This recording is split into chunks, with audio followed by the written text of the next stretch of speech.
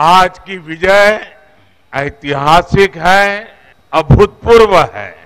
आज सबका साथ, सबका विकास की भावना जीती है। आज विकसित भारत के आह्वान की जीत हुई है। आज आत्मनिर्भर भारत के संकल्प की जीत हुई है।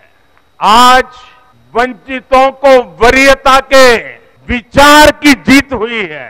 आज भारत के विकास के लिए राज्यों का विकास, इस सोच की जीत हुई है।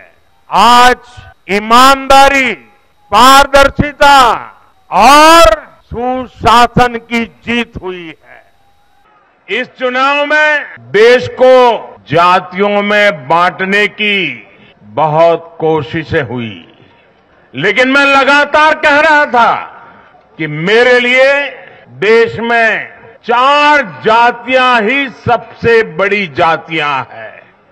और जब मैं इन 4 जातियों की बात करता हूं, हमारी नारी शक्ति, हमारी युवा शक्ति, हमारे किसान और हमारे गरीब परिवार, इन 4 जातियों को सशक्त करने से ही देश सशक्त होने वाला है।